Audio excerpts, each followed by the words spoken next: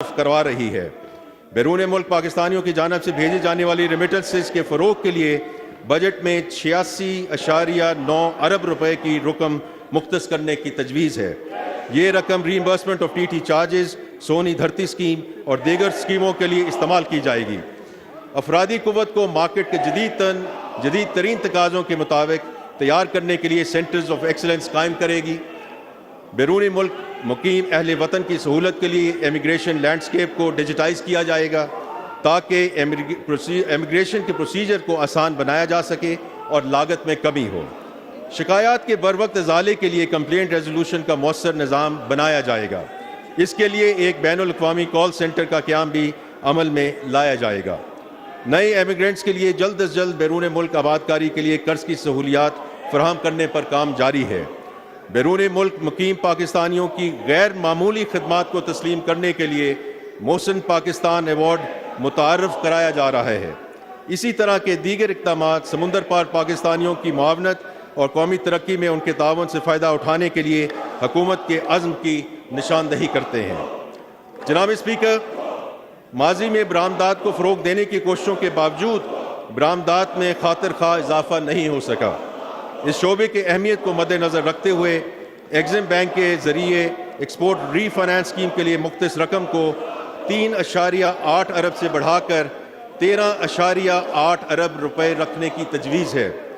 इन इक़दामात से पोर्टफोलियो में 100 अरब रुपए से 280 अरब रुपए तक इजाफा मुतवक्के है। स्टेट बैंक ऑफ पाकिस्तान के ज़रिए 539 अरब रुपए की एक्सपोर्ट क्रेडिट की फराहमी की जाएगी।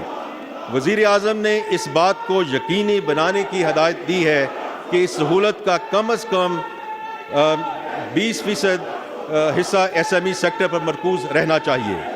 हुकूमत की SME स्ट्रेटजी के तहत SMEs के क्रेडिट को 540 अरब से बढ़ाकर 1100 अरब रुपया किया जाएगा, जिसमें से 100 अरब रुपए का इजाफा अगले माली साल के दौरान ही कर दिया जाएगा। मुस्तक़बिल में ये कदम पाकिस्तान के बरामदी शोबे को एक अहम लाइफ लाइन फराहम करेगा। मज़ीद बराम हुकूमत तवील अरसे से ज़ेर अल्तफ़ा DLTL क्लेम्स की मरहला वार अदायगी करेगी। एक्सपोर्टर की मदद के लिए रिस्क शेयरिंग स्कीम भी वज़ा की जा रही है। जनाब स्पीकर, बैरूनी सरमायाकारी हमारी अदायगों के तवाज़ुन और पाकिस्तान की साख में इजाफे के लिए अहम है। इस सिलसिले में ब्रादर और दोस्त ममालिक के साथ बातचीत और कोशिशें एक एडवांस स्टेज पर हैं। यहाँ मैं SIFC के किरदार को ज़रूर तस्लीम करना चाहूँगा, जो कि GCC ममालिक से ज़राअत, लाइफ स्टॉक, कानकुनी और सियाहत जैसे शोबों में सरमायाकारी को लाने के अमल की क़यादत कर रही है। मैं इस सिलसिले में वज़ीर आज़म पाकिस्तान के चीन के दौरे का जिक्र करना चाहता हूँ। इस दौरे का मकसद CPEC फ़ेज़ 2 को रिजुवनेट करना था। CPEC के इस फेज़ में चीनी कंपनियों को स्पेशल इकनॉमिक जोन के ज़रिए पाकिस्तान में सरमायाकारी के मौक़े फराहम किए जाएंगे। साथ ही साथ पाकिस्तानी कंपनियां चीनी कंपनियों के साथ जॉइंट वेंचर्स कर सकेंगी। CPEC फ़ेज़ 2 से मुल्क में सनती शोबे और बरामदात में इजाफे का एक नया बाब खुलेगा इंशाअल्लाह।